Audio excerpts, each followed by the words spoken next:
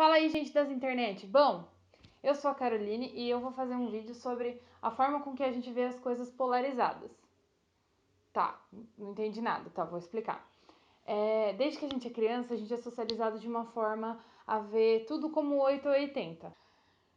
Por exemplo, você está andando na rua, aí você vê lá uma forma meio humana, meio de cabelo comprido, usando saia, uma roupa rosa, sapatinho de salto. O que você vai pensar que é? Uma mulher? Certo? Só que não. Hoje em dia a gente tem uma diversidade muito grande de identificações de gênero e aquela pessoa pode se identificar como um homem, como nenhum gênero. Então é sobre isso que o meu vídeo vai falar. Para começar, eu queria ilustrar um pouco esse exemplo com o cenário político atual que a gente está vivendo. Recentemente a nossa presidente foi afastada do cargo, né? Porque o impeachment tá rolando aí solto. E a mídia brasileira, a grande mídia brasileira, inventou um jeito muito particular de tentar explicar pra gente o que está acontecendo de forma simples, digamos assim, que é classificar as pessoas que são contra o governo de coxinhas e quem é a favor do governo, Dilma, né, no caso, de petralhas. Não é só isso a definição, é claro. Coxinha, na verdade, é aquela pessoa que é de direita, é pró-impeachment, geralmente de classe média alta, conservadores, tudo isso que vocês estão vendo aí na mídia todos os dias. Já esse termo petralha, ele foi criado por um jornalista que se chama Reinaldo Azevedo. Ele escreve para Veja e palavras dele, abre aspas. Só para lembrar, o termo já dicionarizado junta as palavras petistas e metralha, numa alusão aos irmãos Metralha, a quadrilha. Desde o primeiro dia deixei claro o termo petralha não define todo e qualquer petista, só aqueles que justificam o roubo de dinheiro público. Só que, tudo bem, esse Reinaldo Azevedo, ele justificou o termo, né? Foi ele que inventou, mas isso não significa que as pessoas não vão abranger esse termo. Então, hoje em dia, todo mundo que gosta do PT, a galera já tá chamando de petralha. O que essa divisão gera? Vamos supor que eu estou lá na internet e rola uma matéria lá sobre manifestações pró-impeachment e tem uma galera lá que tá pedindo intervenção militar. Pessoal, intervenção militar é um negócio que a gente já sabe que não dá muito certo, né? As torturas tudo, a gente já tá sabendo que isso não rola. Mas ainda assim tem gente que tá pedindo, tudo bem, né? O direito deles de achar o que eles têm que achar. Mas a questão é, vamos supor lá, que tem uma matéria, vamos supor lá, a Folha, publicaram uma matéria sobre uma manifestação pró-impeachment que tinha uma galera pedindo intervenção militar. Aí eu vou lá, né, porque eu sou totalmente contra esse negócio de intervenção militar, eu vou lá nos comentários e falo: gente, isso não pode, porque, sabe, todo mundo já foi torturado, a galera sabe que isso não dá certo. O cara vem e me chama de petralha. Só que, sua petralha, você gosta do PT, não sei o quê. Em momento nenhum eu falei que eu gosto do PT, ou que eu gosto da Dilma, do governo Dilma, nem nada disso. O simples fato de eu ser contra a intervenção militar, contra aquela manifestação, já me classifica como petralha. O que leva a uma outra reflexão. Será que isso agora, a nossa opinião política, a opinião política do brasileiro vai se resumir a se você é coxinha ou se você é petralha? Temos aí um problema, né? Porque isso é muito raso, isso é muito superficial, as pessoas têm que aprender a se aprofundar nas coisas. E esse é um jeito de empobrecer um pouco o debate. O grande perigo é que parece que o povo brasileiro revelou aí a sua incapacidade de lidar com a democracia, que é lidar com opiniões contrárias. Então, ambas partes não se respeitam em suas opiniões. E é aí que está o grande perigo. Como vamos construir um país democrático, sendo que há essa divisão e há outras subdivisões, tá? Entre os chamados coxinhas, você tem um pessoal que pede militarismo, você tem um pessoal que é extremamente racista, um pessoal extremamente fascista, E entre os chamados petralhas, você tem gente que quer partir para agressão também. É nesses grupos que está o grande perigo. O que essas duas classificações, o que mais elas geram? Elas geram um discurso de ódio, porque o ser humano tem uma coisa que isso é uma característica do ocidental, da galera que mora desse lado do planeta. Nós temos uma mania de achar que a nossa opinião é a correta e a opinião do coleguinha que não tem nada a ver com a nossa ou vai de encontro com a nossa tá totalmente errada. O que não é verdade, pessoal, porque a gente aprende desde criança que opinião não é verdade absoluta, né? As opiniões são diferentes, as pessoas têm opiniões diferentes, e é isso que faz o ser humano bonito, porque a gente é tudo diferente. Se a gente fosse tudo igual, que graça que ia ter, não é verdade? O Ocidente, o pensamento ocidental, desde Platão, agravado por Descartes, ele se lida em cima do dualismo. Um lado é bom, um lado é mau. Isso também é expressado pelo cristianismo. O cristianismo determina o maniqueísmo, que é bom ou mau. Isso já vem na nossa essência cultural. O dele não presta, o dele é o outro não vem. Então, uma opinião contrária, né, não é aceita no Ocidente. É considerado mal. O que não acontece no Oriente. No Oriente, os contrários, né, a filosofia do Yang, estão juntos. Estão em comum a coisa. Procuram conhecer o outro contrário. Procuram mostrar as opiniões contrárias. Né? E isto perde-se a essência democrática, que é exatamente a ideia do diálogo. Né? Então, isso está no próprio cerne do que é ser ocidental. Bem e mal, escuro e claro, esse dualismo de separação. Isso se reflete nas opiniões. Mas gera uma coisa, ainda além do simples discurso de ódio, porque as pessoas começam a falar as coisas que elas não sabem de fato, sabe? As pessoas começam a argumentar umas coisas assim, ó. Depois vocês veem, eu vou colocar vários comentários na internet aí, ó, que as pessoas estão falando um monte de asneira que elas nem sabem se tá certo, se tá errado, como é que é, só pra provar que a opinião delas tá certa.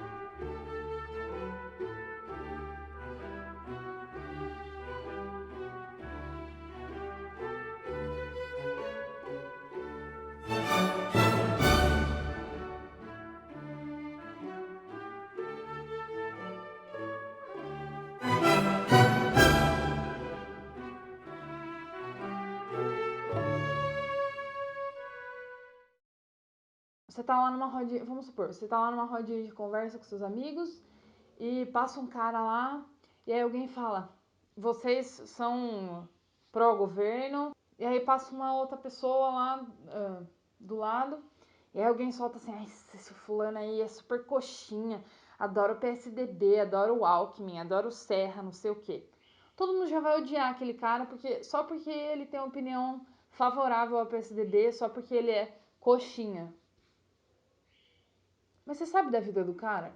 Você sabe se ele já teve alguma experiência muito ruim com o PT ou, sei lá, teve uma experiência muito boa com o PSDB, alguém do PSDB ajudou o cara, sei lá. Ou você sabe por que ele tem aquela opinião? Você já foi lá conversar com ele? Não foi. Então por que vocês estão falando mal do cara? Já tá odiando o cara, vocês nem conversaram com o cara ainda pra saber? E mesmo que ele curta o PSDB e tenha uma opinião política super infundada, super nada a ver, seja uma pessoa que não dá pra discutir política, não é por isso que a pessoa vai ser uma pessoa ruim. Entende o que eu tô querendo dizer? O cara pode ser um senhor ativista da causa de maus tratos aos animais, por exemplo. Ele pode ter uma página militante contra a maldade e crueldade com os animais e ele vai deixar de ser uma pessoa admirável? Não, você vai, pô, o cara tem uma causa. Ou então qualquer outra coisa, sabe? A gente tem que aprender que as pessoas são mais do que simplesmente opinião política ou alguma opinião que difere da nossa.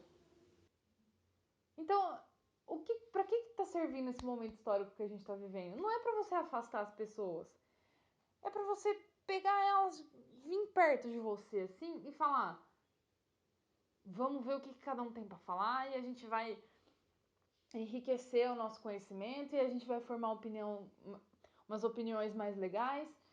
E é isso que é para fazer, não é para você ficar bravão, bravona e tretar com a galera para que isso, né? O brasileiro, ele não sabe o que é lidar com a democracia. Ele acha que a democracia é só votar e deixar outros tomarem as decisões. Democracia envolve participação em ONGs, envolve participação em conselhos, envolve participação ativa em diversos órgãos e fiscalização. O papel da mídia aí é que ela dá informações mastigadas e isso não tira a capacidade de crítica. É tanto ódio, tanto ódio, tanto ódio que vai se espalhando, tanto ódio, muito ódio, ódio para tudo que é lugar. E você chega num ponto que fica ridículo, porque ninguém sabe mais por que tá odiando a outra pessoa. E isso é muito sério. E gera muita ignorância, gera mais preconceito, mais mente fechada. Pleno século XXI. A gente começa a criar uma bola de neve, as pessoas ficam mais ignorantes, as pessoas, os seres, já é intrínseco do ser humano de ter muito medo do que a gente não conhece. Daí que vem os ditos preconceitos, as ditas discriminações. É uma coisa muito séria. E a gente só vai gerando mais mente fechada, mais preconceito, mais coisa ruim. E disso o mundo já tá tão cheio, sabe? Já tá bom. A gente tem que começar a limpar esse tipo de coisa. Respeitar a opinião das outras pessoas. Um exemplo muito bom aqui para vocês sacarem como é que é. Nós temos uma coisa que tá muito forte agora, que são as minorias sociais. O que são as minorias sociais? São as pessoas que pertencem a determinados grupos que são oprimidos pela sociedade. Quem são essas pessoas? Negros, mulheres, pessoas da classe LGBT, né? Lésbicas, gays, bissexuais e transexuais. A gente tem vários coletivos, vários grupos de discussão para as pessoas se desconstruírem os conceitos que lhe foram apresentados desde criança pela sociedade. A oportunidade para elas não existe. Você vai numa universidade pública, só tem gente branca, não tem gente negra. Você vai numa escola particular, só tem gente branca, não tem gente negra. Isso significa alguma coisa, né? Mas enfim, resumindo, essas pessoas são minorias sociais, o que significa que elas são oprimidas pela sociedade. Não tem oportunidade igual, não tem direito igual. Na teoria diz que tem, mas na prática é outra coisa que a gente vê. São pessoas que lutam pela desconstrução, quem faz parte do feminismo luta para que não haja mais estupro das mulheres todo dia, toda hora, no mundo inteiro. Quem é negro luta para que a polícia não bata em você só pela cor da sua pele. Ou então, luta para que você tenha uma oportunidade igual a das outras pessoas de entrar numa universidade pública, de conseguir um bom emprego. Esse tipo de coisa, sabe, pessoal? Então, assim, essas pessoas lutam por esse tipo de coisa. E a desconstrução, essa coisa de não ficar polarizando, é fundamental para essas pessoas. Porque a gente aprende desde pequenininho que o preto é ladrão, que a mulher tem que ficar dentro de casa lavando roupa. Ou então tem que cuidar do filho, tem que ser mãe. Tem que ser mãe, porque se não for mãe, ela. Que isso? Se uma mulher não quer ser mãe? O sonho de toda mulher é ser mãe. O sonho de toda mulher entrar na igreja vestida de noiva. Não, pessoal, vamos parar de generalizar a galera, vamos parar de ficar falando que tem que fazer isso, tem que fazer aquilo. Isso na internet tem um nome muito, como é que fala? Tem um nome muito específico que se chama cagar regra. Vamos cagar regra em cima de todo mundo. Vamos parar com isso, ok? Então, o que eu quero dizer com isso? Não é porque uma mulher é mulher que ela tem que ser mãe. Não é porque um cara é gay que ele tem que ser discriminado, que ele tem que seguir um determinado comportamento, que ele não pode ser afeminado, que ele não pode ser escandaloso. Deixa o cara, velho. Deixa o cara. O que ele tá fazendo pra você? Ele não tá fazendo nada. Então, né? Vamos parar de cagar regra, ok? Esse negócio de ficar generalizando as pessoas, ficar colocando elas no mesmo balaio, isso é o que gera esse negócio de polarização. Vocês estão conseguindo seguir o raciocínio? Eu digo assim, isso acontece com todo mundo, porque assim, você é loirinha do olho azul? Patricinha. Você tá usando uma camisa cor-de-rosa e você é homem? Você é viado? Então, assim, esse tipo de coisa, a gente tem um nome pra isso que é estereótipo. E ele é um derivado dessa coisa da gente ficar rotulando todo mundo. E uma coisa muito interessante é que as pessoas que estão dentro das minorias que eu já falei, as minorias sociais, elas não estão livres disso, porque eu tô cansada de ver meninas que se consideram feministas e querem excluir a classe trans da luta, porque elas falam que as trans são só homens tentando roubar o protagonismo e colocar o patriarcado dentro do movimento feminista. É uma minoria deslegitimando a outra, sabe? Você tá lá lutando pelo seu direito, você tem que respeitar as outras pessoas que também estão lutando pelo direito delas. Então é uma coisa que é realmente intrínseco a nós, mas a gente tem que lutar contra isso, porque qual é a lógica de você querer direito pra você e não querer que o outro lute pelo direito dele?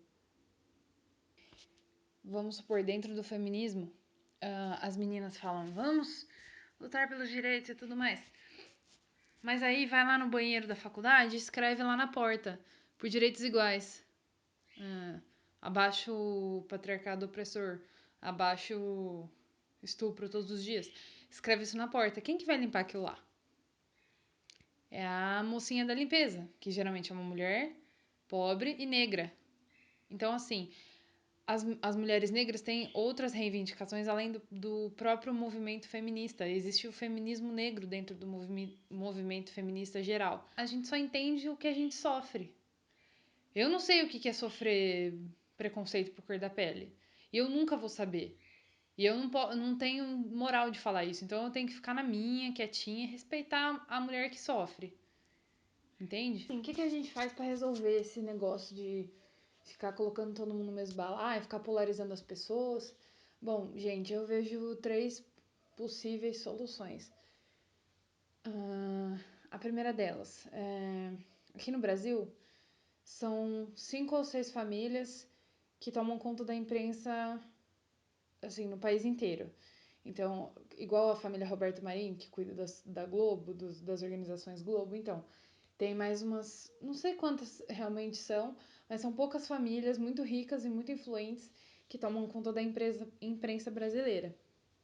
O que isso significa? Significa que tudo que a gente fica sabendo, toda notícia que chega pra gente, passa pelo filtro de interesse dessas famílias.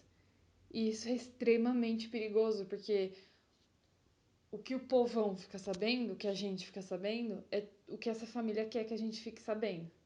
Então, muita coisa a gente não chega a nós, muita coisa a gente não fica sabendo, justamente porque não interessava para essas famílias para noticiar pra gente. Então, é o que você vê, uma imprensa que tá longe de ser imparcial e que manipula totalmente as notícias e a gente fica só com o que eles querem que a gente fique. Isso é um problema muito grande, que é a política de concessão nacional. Então, isso seria uma coisa que deveria ser mudada para ter mais concorrência, para as pessoas terem mais oportunidade de ter um veículo de comunicação. A gente está vendo mídia independente, mídia ninja, agência pública, que são exemplos de mídias que não tem nada a ver com essas famílias e que estão fazendo um ótimo trabalho. mas é difícil, né? Porque eles não têm um incentivo, eles não têm um nada. Isso é uma coisa que, se mudasse, o brasileiro não ia ficar com a informação totalmente mastigada, como o professor falou, e a gente teria um senso de crítica muito mais forte, muito melhor, o que impedia a gente dessa divisão política boba que é o que está acontecendo agora. Então, seria uma coisa muito importante de se mudar para melhorar essa situação.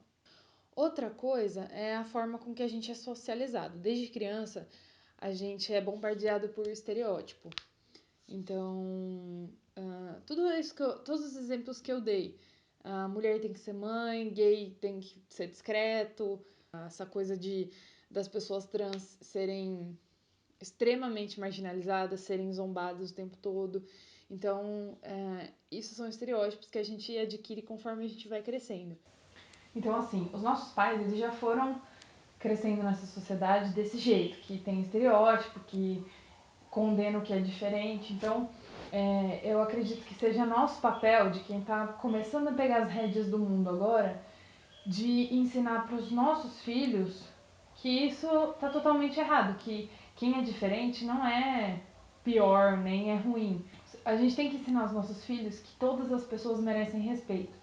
Não pela idade, ou por grau de parentesco, ou por autoridade. Todo mundo merece respeito, não importa a classe social, não importa a cor da pessoa, não importa o gênero, não importa nada. Todo mundo merece respeito porque todo mundo é igual, todo mundo é ser humano, todo mundo merece um lugarzinho ao sol. Então, eu acho que é nosso papel de quem está começando a ter filho agora, de quem está criando seus filhos agora, porque é através das crianças que a gente faz um mundo melhor. Então, essa nossa geração está sendo responsável por se tocar, falar, pô, tem um monte de coisa errada, vamos faxinar esse mundo, vamos resolver, vamos mudar a cabeça das pessoas, vamos fazer todo mundo se respeitar e procurar ver o melhor das pessoas e não marginalizar, porque isso só cria conflitos, só piora tudo. Então eu acredito que essa seja uma boa solução também.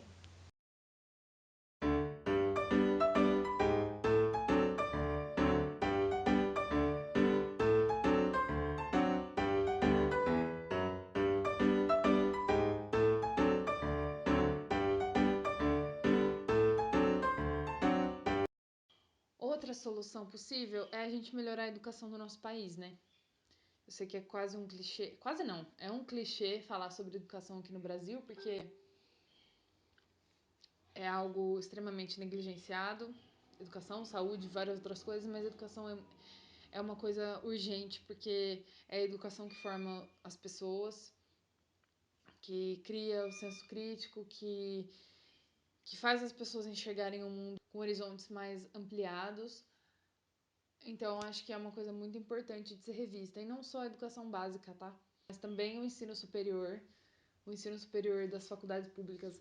Nós temos uma grande fama, que a universidade pública é muito boa e tudo mais, só que o que a gente está vendo? A gente só vê greve, a gente só vê funcionários insatisfeitos, a gente só vê professores insatisfeitos, e os alunos também não estão muito satisfeitos, viu, pessoal? Porque a gente vê as universidades devolvendo dinheiro, sendo que a gente não tem incentivo quase nenhum para pesquisa. Pelo menos eu vejo isso na Unesp de Bauru.